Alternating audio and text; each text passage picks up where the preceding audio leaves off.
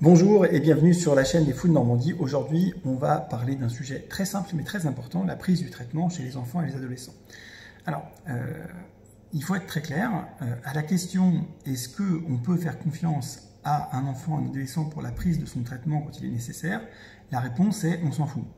On s'en fout de savoir si on peut lui faire confiance ou pas, ce n'est pas le sujet. Ce n'est pas le sujet. Quand un enfant, un adolescent a besoin d'un traitement, a fortiori psychiatrique, c'est qu'on a pesé les bénéfices, les risques, qu'on en a discuté avec lui, qu'on a discuté avec les parents, qu'on a pris une décision commune, éclairée, informée, précise, qu'on a expliqué les mécanismes d'action, qu'on a expliqué les risques, qu'on a expliqué les bénéfices, et que ce traitement est indispensable. Donc, on s'en moque qu'on puisse faire confiance en un enfant, parce qu'un enfant, un adolescent ou même un adulte peut oublier, même s'il veut bien prendre le traitement, même si tout va bien, il peut oublier de le prendre. Donc, la question, c'est pas de savoir si on peut lui faire confiance, la question, c'est d'être certain qu'il est pris. Et pour être certain qu'il est pris, c'est aux adultes de vérifier ça. C'est aux parents, en l'occurrence, ou d'autres, de vérifier que le traitement indispensable à la bonne santé d'un enfant ou d'un adolescent soit pris. Donc ça, c'est vraiment hyper important. Je vois trop de gens, parce qu'on a des vies tous très difficiles, très pénibles, trop de gens qui disent au fait, Gérard, c'est peut-être pas un prénom très fréquent chez les enfants, mais admettons, Gérard, va prendre ton traitement. Oui, maman. Non, ça va pas, ça.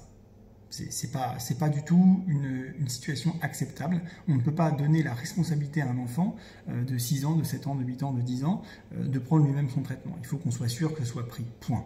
Point. Ensuite, soyons très clairs, on parle de personnes où il y a un consentement, où les enfants et les adolescents sont d'accord pour le prendre, où tout le monde est d'accord, où ça a été briefé, débriefé dans tous les sens. Après, il y a une autre situation qui est l'enfant qui ne veut pas prendre le traitement. Alors là, il y a plusieurs options. Évidemment, le critère principal sur est-ce qu'on doit, entre guillemets, forcer ou pas, eh bien, c'est le niveau de capacité à donner un consentement éclairé de l'enfant ou de l'adolescent.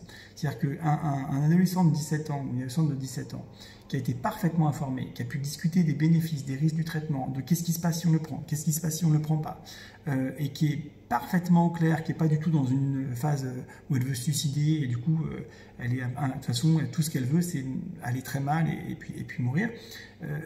Si on a une situation comme ça, très sérieuse, où il n'y a pas d'idée suicidaire, où il n'y a pas d'idée délirante, où il n'y a pas de volonté de tout mettre en échec, si on est dans ce type de situation-là, eh bien, je pense que l'avis de l'adolescent s'impose.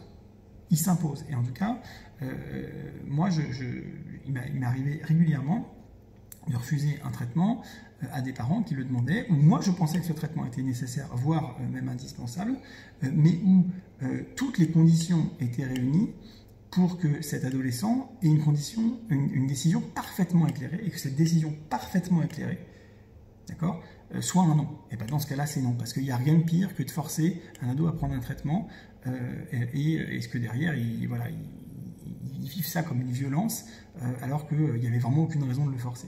Donc ça, c'est un truc très important. Alors honnêtement, je n'ai pas souvenir qu'un ado qui refusait le traitement, à qui j'ai dit « Ok, on n'y va pas parce que vraiment, je t'ai tout expliqué, tu as dit non et je considère que tu as l'âge de pouvoir dire non, alors que les parents étaient pour », je n'ai pas souvenir qu'un ado comme ça, finalement, soit pas revenu en disant « Bon, je vais quand même peut-être prendre le traitement ».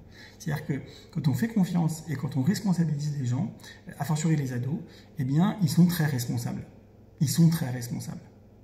Aussi étonnant que ça puisse paraître à certains parents, vos ados sont, quand on les prend en considération, quand on les respecte, quand on les considère comme des adultes, comme des gens capables de prendre des décisions éclairées, quand c'est le cas, bien sûr, eh bien, ils sont tout à fait capables d'avoir des décisions extrêmement responsables. Alors après, encore une fois, parfois, c'est pas le cas. Des gens extrêmement et très gravement déprimés, délirants, mélancoliques, etc., etc.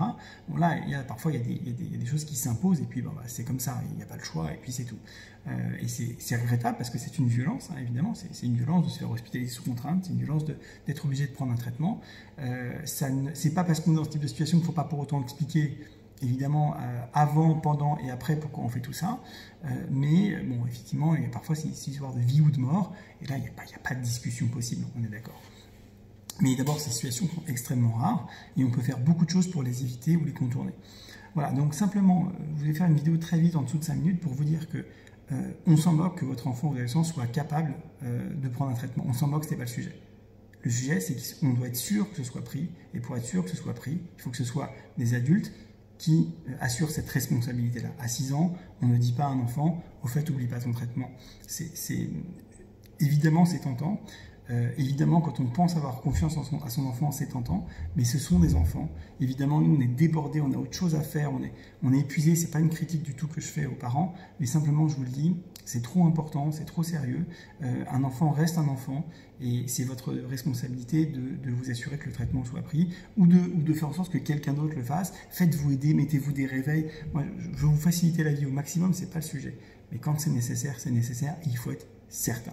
Voilà, écoutez, j'espère que ça vous aura intéressé. Et puis je vous dis à bientôt sur une prochaine vidéo. Mais par contre, n'oubliez pas de vous abonner et de mettre la petite cloche et de mettre un commentaire et un pouce bleu. Bye.